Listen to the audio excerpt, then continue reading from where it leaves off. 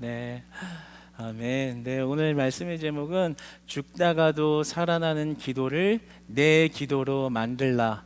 죽다가도 살아나는 기도를 내 기도로 만들라입니다. 한번 제목을 여러분 목소리로 한번 읽어봅시다. 시작.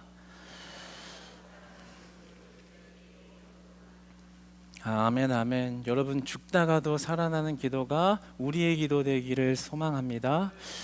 아, 옛날 우리 속담에 호랑이한테 물려가도 정신만 차리면 산다라는 그런 말이 있습니다. 속뜻으로 큰일 날 상황에 빠졌다 할지라도 정신만 차리면 산다라는 속뜻을 가지고 있죠. 그런데 말 그대로 속담입니다. 네. 실제 일어난 일도 실제 일어날 수 있는 일도 아닙니다. 여러분 호랑이한테 물려가다가 정신 차리면 어떻게 돼요? 예. 그날 정신 차리면 예수님을 만나는 거죠. 정신 차리면 예수님이 내 앞에 계시는구나. 네, 아멘, 할렐루야. 네, 그런 믿음이 없어요. 네. 예, 호랑이한테 물려가면 죽는다고요. 예, 속담이지. 이거 실험하려고 이렇게 시도하고 막 그러면 안 돼요. 예, 그렇죠? 속담이란 말입니다. 어떤 큰일 날 상황에서도 정신 차리자 이런 뜻이죠. 그런데 실제로 호랑이한테 물려가서 산다는 것은 불가능에 가까운 일입니다. 그러나 저는 오늘 하나님의 말씀을 여러분들과 함께 받아 나눌 때 정말 불가능을 가능케 하시는 살아계신 하나님이 나의 하나님, 우리의 하나님 되시기를 축복합니다. 여러분의 인생에 닥친 불가능을 가능하게 하실 수 있는 하나님을 만나시기를 축복합니다. 그것을 발견할 때 여러분의 모든 문제가 오늘 이 시간 다 해결될 줄 믿습니다. 여러분 살다 보면 이렇게 불가능에 가까운 일들을 우리가 마주할 때가 있습니다. 그것은 내 태도나 마음가짐만 이렇게 바꿨다고 해결할 수 있는 일이 아닌 경우가 많지요.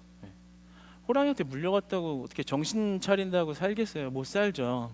내 의지나 태도나 마음가짐의 변화로 바꿀 수 없는 그런 일들이 우리 안에 인생에 간혹 한두 번씩 또 때때로 찾아오곤 합니다. 마치 호랑이한테 물려가는 것 같은 상황처럼 말입니다. 다양한 불가능한 상황들이 있죠. 그런데 오늘 본문에 실제 사자굴에 들어가게 된 사람들이 나옵니다. 오늘 본문 24절의 말씀을 같이 한번 읽어보겠습니다. 오늘 본문 24절 말씀 시작. 왕이 말하여 다니엘을 참수한 사람들을 끌어오게 하고 그들을 그들의 처자들과 함께 사자굴에 던져넣게 하였더니 그들이 굴 바닥에 닿기도 전에 사자들이 곧 그들을 움켜서 그 뼈까지도 부서뜨렸더라. 굉장히 무섭죠. 앞서 말한 건 속담은 속담일 뿐이다 라고 말하는 것 같아요. 여기 24절의 상황을 보면 다니엘을 참수했던 사람들, 한두 명이 아니라는 거죠. 사람들이 그들의 처자들과 함께 사자굴에 던져지게 됩니다. 그러니까 한두 명이 아닌 거예요. 사람들과 그들의 처자들까지니까 꽤 많은 사람들이 한 번에 사자굴에 던져졌는데 그 던져진 사람들이 그 굴의 바닥에 닿기도 전에 사자들이 그 사람들을 공중에서 물어서 그들의 뼈까지도 부서뜨릴 만큼 아작을 낼 만큼 강하게 그 사람들을 잡아먹었다라는 것을 알 수가 있습니다.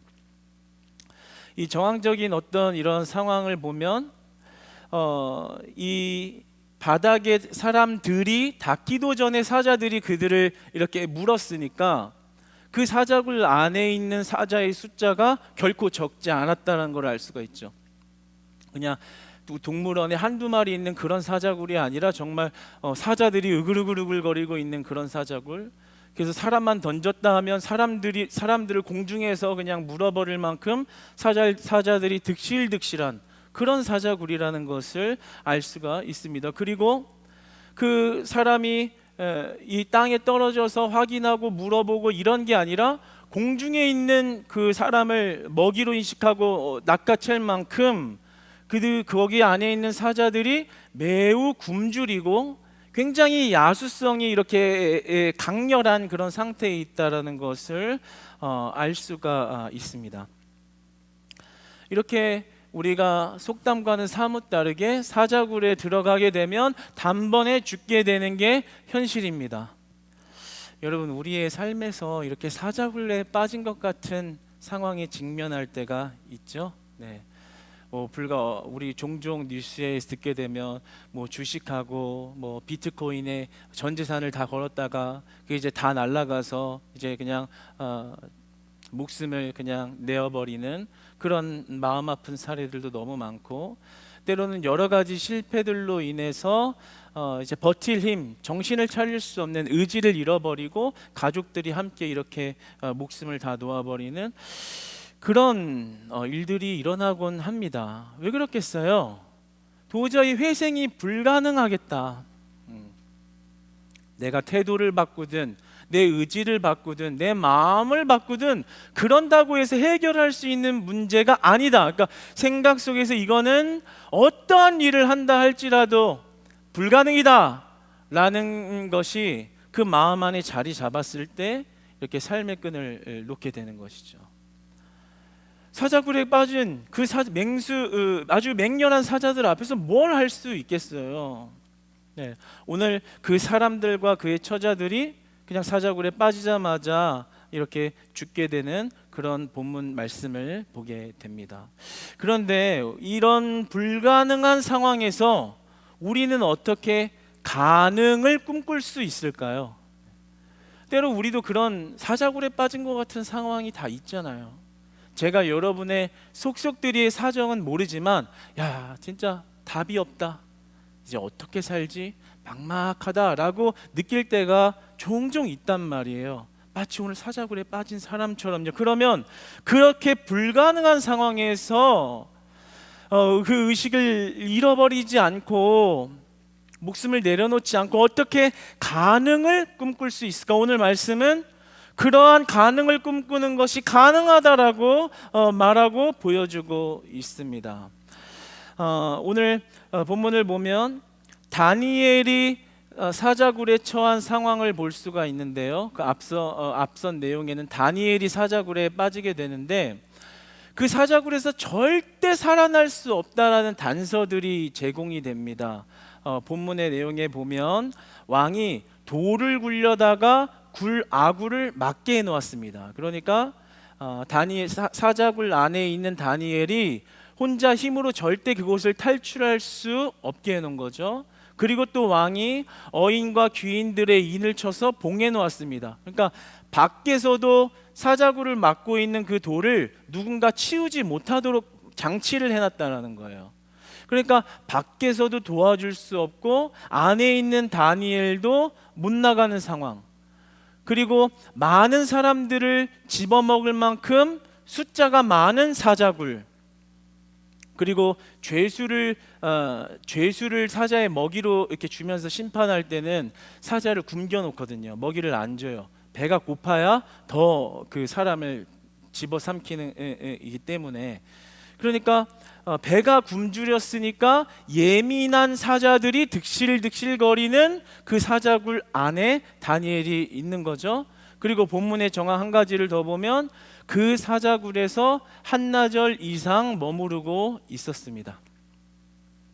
성경이 왜 다니엘이 사자굴에 빠진 사실을 그냥 간단하게 서술하지 않고 이런 여러 가지 정황들을 이렇게 풀어서 이야기해 놓았을까요? 그 이유는 이 다니엘이 처한 상황이 회복 불가능한 상황이라는 것을 보여주고 있는 것입니다. 그러니까 지금 다니엘이 처한 상황은 절대적으로 죽어야만 하는 상황, 죽을 수밖에 없는 상황, 누구의 도움을 받을 수 없는 절대적인 불가능에 처한 상황이라는 것을 서술해주고 있는 거예요. 무조건 죽을 수밖에 없는 상황이라는 거죠. 여러분, 이런 다니엘이 불쌍하게 느껴지시나요? 아니면 이런 다니엘을 보면서 꼭 나의 인생에 한두 번씩 찾아오는 그런 막막한 모습이 대입되곤 하시나요? 그런데 이런 불가능을 가능으로 만드시는 이런 하나님의 모습이 나오죠. 이렇게 16절에 보면 이제 왕이 명령을 해서 다니엘을 끌어다가 그 사자굴에 던졌습니다. 19절에 보니까 이튿날에 하루가 이제 지나서 왕이 새벽에 일어나서 급히 사자굴로 달려갑니다. 그러니까 20절에 보니까 다니엘에 든 굴 가까이에서 슬퍼 소리를 왕이 질러요. 아, 죽었구나. 다니엘, 내가 널 죽이려는 건 아니었는데 어쩔 수 없었는데, 이게 당연히 죽었다고 생각을 한 거죠. 그런데 21절로 가보면 갑자기 다니엘이 왕 앞에서 말을 하죠. 아뢰되 왕이여, 원하건대 왕은 만수무강하옵소서. 살아있던 겁니다. 그래서 22절에 보니까 그가 어떻게 살았는가, 이 절대 불가능의 상황을 어떻게 극복했는가에 대해서 22절에 말하는데, 우리 22절 말씀 한번 같이 읽어볼까요? 시작. 나의 하나님이 이미 그의 천사를 보내어 사자들의 입을 봉하셨으므로 사자들이 나를 상해하지 못하였사오니 이는 나의 무죄함이 그 앞에 명백함이 오며 또 왕이여 나는 왕에게도 해를 끼치지 아니하였나이다 하니라. 아멘, 아멘. 하나님이 살리셨다라는 거예요. 하나님이 그 불가능을 가능하게 하셨다라는 거예요. 절대적으로 해결할 수 없는 그 불가능의 상황을 하나님이 해결하셨다라는 거예요. 여러분의 절대 불가능한 상황을 하나님이 해결하실 수 있습니다. 여러분, 그 하나님을 믿으십니까? 여러분이 사자굴에 빠져도 살리실 수 있는 하나님이 여러분의 하나님이라는 사실을 믿으시기 바랍니다. 오늘 그렇게 말씀해 주고 계신 거예요. 불가능을 기적으로 만드시는 분, 나의 하나님이 그의 천사를 보내어 사자들의 입을 봉하셨습니다. 사자들이 나를 상해하지 못하였습니다. 생각해 보세요, 여러분. 사자굴에 사자들이 이렇게 움직이고 밤에 새벽에 막 이렇게 왔다 갔다 하면서 막, 모르겠어요, 그런 정황은 안 보이지만 막 여기서 막 킁킁대면서 막 이렇게 막 몸을 앞에서 막 이렇게 비빈다고 생각해 보세요. 아, 진짜 너무 아찔하잖아요. 그런데 그 굶주린 사자들, 배가 고파서 민감해 있는 사자들의 입을 봉하셔서 다니엘이 털끝 하나도 다치지 않게 하셨다. 그러니까 하나님은 불가능을 기적으로 만드셨다라는 거죠. 여러분, 저는 가끔 생각할 때 내 인생에 불가능을 가능하게 하신 하나님의 기적이 무엇이 있을까에 대해서 한 번씩 묵상하다 보면 저는 제가 목사님이 된 게 참 기적이라고 생각합니다. 그렇게 생각될 때가 참 많아요. 언제 그러냐면요, 이렇게 뭐 새벽이나 밤 늦게 이제 말씀을 연구하고 말씀을 이제 묵상하려고 하고 이렇게 말씀하고 씨름을 하고 있으면 이렇게 막 1시간도 2시간도 막 금방금방 가잖아요. 그럼 막 이제 사역을 다 마치고 피곤한 상태에서 그렇게 말씀을 보면 막 눈도 막 침침하고 힘들어요. 되게 막 눕고 싶고 막, 그래도 막 비비면서 막 말씀을 보는데 어쩌다가 보면 정말 내가 왜 이러고 있지? 그런 생각도 가끔 들어요. 인간적으로 갑자기 내가 뭐 하는 걸까? 그런데 그럼에도 불구하고 그 말씀을 연구하다가 하나님이 그 진리의 그 뜻을, 그 깊은 뜻을 알게 하여 저의 이런 심령을 이렇게 압도시키시고 이렇게 딱 그 말씀이 마음에 새겨지시게 하실 때는 참 큰 소망이 들어요. 어떤 소망이 드냐면, 그래, 이 놀라운 말씀을 우리 여기 있는 성도님들에게 전해야겠다. 복음을 전해서 그들이 삶으로 또 나아가서 예수 그리스도의 능력으로 살아가는 장성한 분량에 이르는 그리스도인이 되기까지 쓰임 받는 이 말씀이 되게끔 해야겠다. 막 열정이 솟아나거든요. 그럼 저 막 아내한테 이래요. 여보, 나 미쳤나 봐. 이 시간에 말씀 보면서 막 피곤해, 눈 충혈돼 죽겠는데 너무 기뻐. 너무 행복해. 왜 그래요? 너무 기뻐. 이 말씀을 듣고 우리 성도님이 신앙의 키가 조금이라도 자란다면 그게 너무 행복해. 근데 나도 내가 왜 이러는지 모르겠어. 만약에 내가 예수님 안 믿었으면 나 진짜 이럴 사람이 아닌데, 끔찍해요. 끔찍해. 내가 예수님 안 믿었고 예수님이 나를 이렇게 옥죄어서 이렇게 몰아서 이렇게 목사님의 자리까지 나를 인도하지 않으셨으면 정말 끔찍하거든요. 아내도 그 부분에 대해서는 참 감사하게 생각하는 것 같아요. 나밖에 모르고 막 이렇게 막 그렇게 살았을 것 같아요. 예.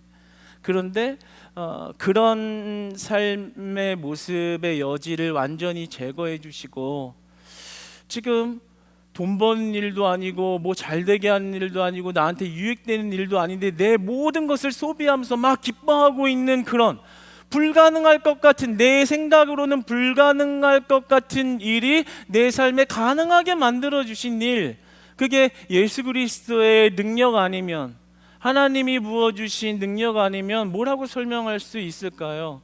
그런 모습을 보면 정말 하나님 감사합니다. 이 정말 안 될 사람을, 불가능한 사람을 가능하게 하신 분이 하나님입니다 라는 그런 생각이 많이 들곤 합니다. 여러분은 어떠세요? 여러분, 우리 예수님 믿은 게 기적인 줄 믿습니다.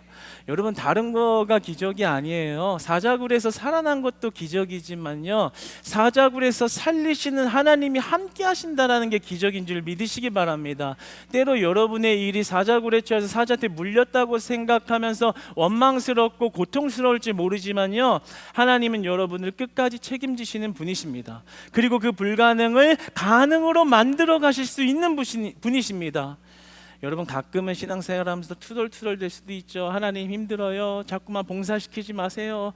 자꾸 우리 사역자들 시켜서 봉사하라고 하지 마세요. 나 힘들어요. 나 그냥 직장생활도 힘들어 죽겠는데 왜 자꾸만 하나님 나를 부르십니까? 그러나 우리가 믿음의 눈을 들어서 보면, 나 같은 사람이 부름받아 성도가 되고, 나 같은 사람이 부름받아 봉사자가 되고, 나 같은 사람이 부름받아서 하나님의 문지기가 되어서 저 앞에서 하나님의 사람들을 인도하는 자가 되고, 찬양하는 자가 되고, 봉사주체하는 자가 되고, 가만 보면 이름도 없이 빛도 없이 저 방송실에서 누가 있는지도 모르는 저곳에서 예배를 드리며 봉사하는 자도 있고, 가만 보면 하나님이 성경에서 말씀하시는 축복의 원리를 따라 다 여러분들을 심으시고 부르셔서 일하고 계신 건데, 사실 우리가 그 불가능을 기적으로 여기지 못하는 믿음의 부족함이 있는지 모르겠습니다. 그러나 여러분, 우리가 예수 믿는 게, 예수 믿고 구원받은 것이 가장 큰 기적을 받은 것인 줄 믿으시기 바랍니다. 그럼 다 해결되는 거예요. 엊그저께 우리 익산에 가서 우리 이영찬 장로님 어머니 정말 세례받고 예수님 영접했을 때 마음이 얼마나 기뻤는지 모릅니다. 이제 89세까지, 지금 89세이신데 정말 이렇게 건강하신 거죠. 그런데 그렇게 건강한 몸으로 이렇게 살아가게 하신 것도 감사하지만, 그분에게 우리 기도를 통해서 예수님을 알게 하시고 믿게 하시고 영접하게 하셔서 천국문 열어주신 거, 불가능을 기적으로 만들어주신 사실인 줄 믿습니다. 저는요, 우리 크리스찬 교회가 불가능을 기적으로 하게 하시는 하나님을 많이 만났다고 생각합니다. 우리 어려울 때가 얼마나 많았어요. 정말 우리 성도님들 갑자기 사고를 당하거나, 갑자기 몸이 안 좋아지거나, 어떤 질병을 얻거나 이랬을 때 우리가 뭐 했어요? 한마음 되어서 모여서 기도한 것밖에 없잖아요. 모여서 기도하고, 안 되면은 카톡으로 해서 각자 자리에서 기도하고 열심히 기도하는 것밖에 없었는데, 하나님이 그 기도의 문을 여시고 불가능을 기적으로 역사하셨잖아요. 여러분, 그 살아계신 하나님, 다니엘의 하나님이 우리 크리스찬 교회의 하나님이라는 사실을 믿으시기 바랍니다. 그 하나님을 의지하세요. 우리 그렇게 산 증인들이잖아요. 수차례 죽을 뻔한 분도 살리시는 하나님을 우리는 경험했단 말입니다. 그런데 그러면 하나님은 왜 그 기도에 응답하셨을까? 왜 불가능한 일을 가능하게 해달라고 하는 우리의 기도에 왜 응답하셨을까? 무엇이 우리의 특별한 능력이었을까? 사자굴에서 죽을 뻔한 다니엘을 살린 그 다니엘의 기도의 비결이 무엇이었길래 그가 그런 축복을, 하나님의 보호를 받는 기적의 삶을 살 수 있었던 것일까? 오늘 본문의 6장의 10절을 보면, 혹시 화면 띄워줄 수 있으면 10절 말씀을 한번 같이 읽어보겠습니다. 제가 읽어보겠습니다. 다니엘이 조서에 왕의 도장이 찍힌 것을 알고도 자기 집에 돌아가서는 윗방에 올라가 예루살렘으로 향한 창문을 열고 전에 하던 대로 하루 3번씩 무릎을 꿇고 기도하며 그의 하나님께 감사하였더라. 다니엘이 평상시에 개인적으로 하나님 앞에 어떻게 기도했는지에 대해서 나오고 있거든요. 자기 집에 가서 윗방에 가가지고 창문 열고 예루살렘, 이스라엘의 온 마음이 있는 그곳을, 성전을 향하여 무릎을 꿇고 하루에 3번씩 시간을 정해서 기도했다라는 거예요. 그의 기도 생활을 보여주고 있는 것입니다. 그런 기도의 생활 가운데 그 기도의 능력으로 불가능을 가능케 하셨다라는 거죠. 그런데 우리가 한 가지 알아야 하는 것이, 많은 사람들이 이 기도의 모습의 능력이 있다라고 생각을 해요. 착각을 해요. 그래, 이거야, 이렇게 기도해야겠구나. 윗방 가서 창문 열고 무릎 꿇고 교회를 향해서 시간 정해서 3번씩 기도하면 나 사자굴에 빠져도 건져주실 거야.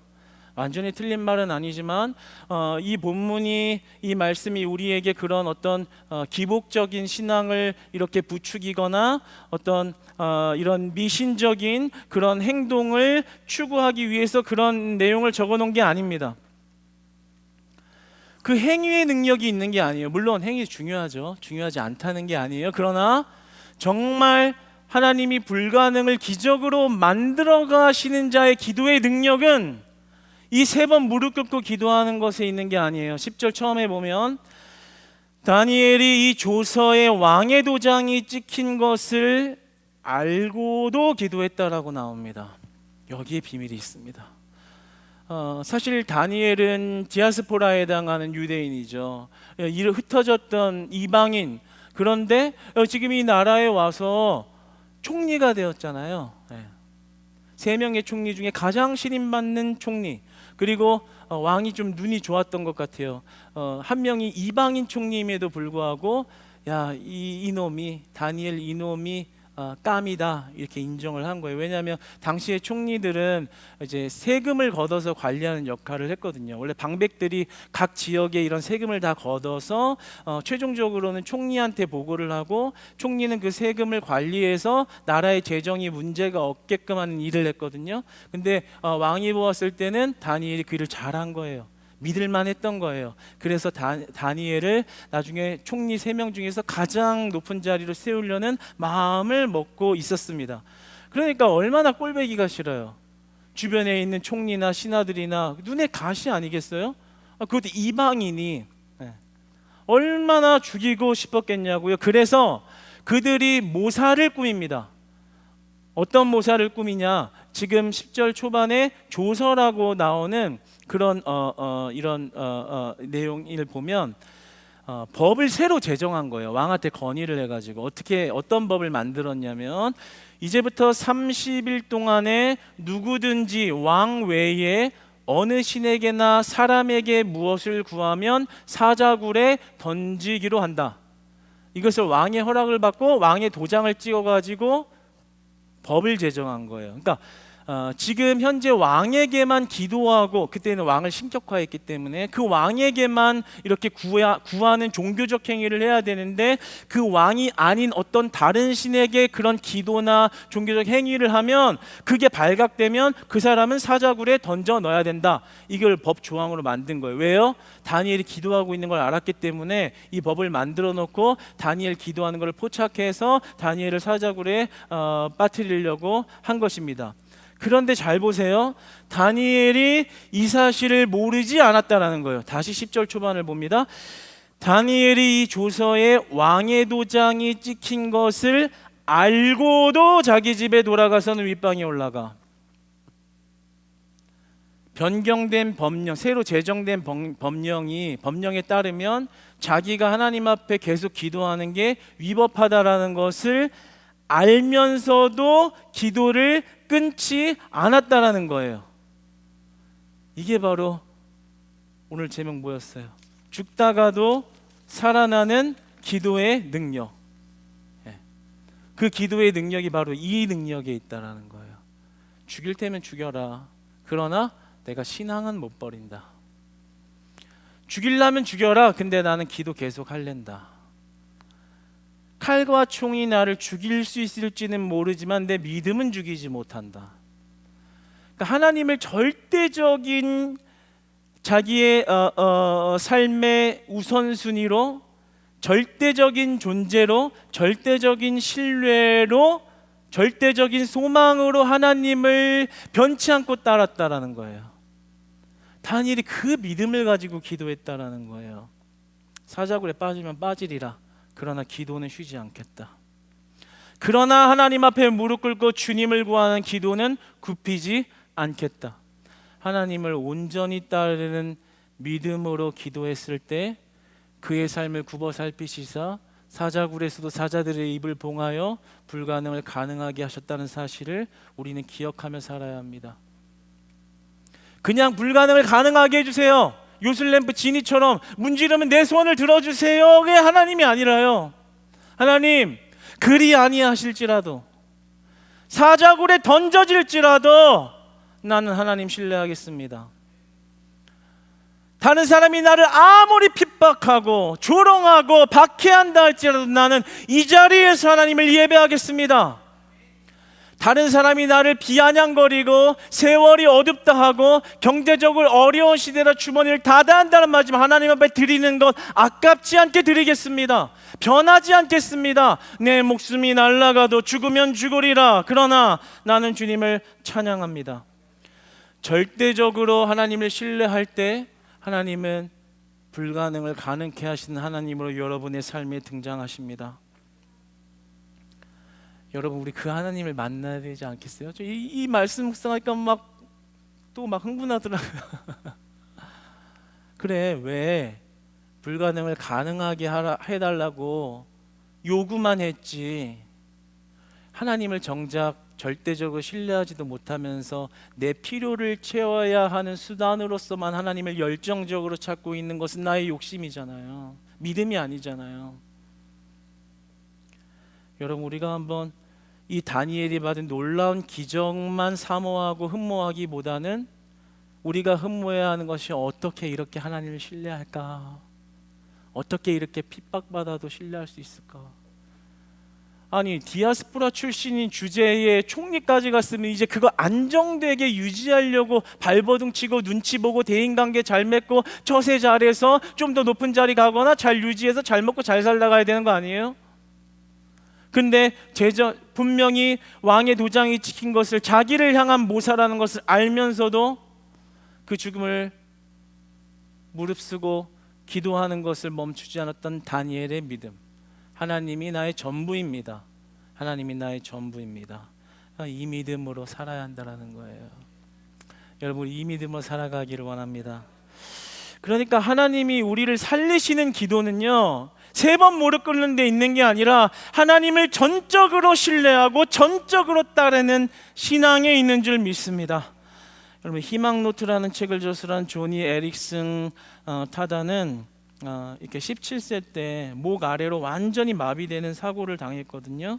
그래서 휠체어를 평생 타고 다녀야 했는데 그런 아픔 가운데 있으면서 이제 교회를 다녔어요. 그런데 당시 이제 교회 가니까 다 같이 그 집회에서 그를 위해서 기도합시다 하면서 모두 무릎을 꿇은 거예요. 그러니까 모두 무릎을 꿇으니까 오히려 휠체어에 앉아 있는 그 에릭슨이 오히려 그들 위에 있는 상황이 된 거죠. 그러면서 그가 이렇게 고백을 해요. 모두 무릎을 꿇으니 나의 모습이 튀었다. 나는 눈물을 멈출 수가 없었다. 하지만 신세가 한탄스러워서 울었던 게 아니다. 수백 명이 하나님 앞에 무릎을 꿇는 광경이 너무 아름다워 울었다. 그 모습은 마치 천국의 그림과도 같았다. 문득 이런 생각이 떠올랐다. 천국에서 내가 자유롭게 뛰고 춤추고 발을 차고 에어로빅을 하게 되리라는 사실이 생각났다. 어린 양의 혼인잔치에 초대받기 전에 내 부활한 다리로 가장 먼저 감사의 무릎을 꿇을 생각이다. 생각만 해도 영광스럽다. 지금은 손가락이 뒤틀리고 근육이 위축되고 무릎은 비틀어지고 어깨 아래로 아무런 감각도 없지만 언젠가는 밝고 가벼운 새 몸을 갖고 강력하고도 눈부신 의의 옷을 입게 되리라. 나처럼 척수를 다친 사람에게 부활이 어떤 소망을 주는지 상상이 가는가? 오직 예수 그리스도 안에서만 그토록 놀라운 소망을 얻을 수 있다. 오직 부활만이 새 마음뿐 아니라 새 몸을 약속해 주신다. 새로운 몸은 완벽하고 아름답고 영원할 것이다. 그리고 새로운 몸은 지금의 몸이 할 수 없는 놀라운 일을 할 수 있을 것이다. 아멘. 여러분, 우리가 그리 아니하실지라도 나에게 대단한 겉에 보이는 축복이나 능력을 주시지 않을지라도 나는 하나님을 끝까지 신뢰하겠습니다. 우리는 끝까지 하나님을 따라갑시다. 우리는 절대적으로 하나님만을 신뢰합시다.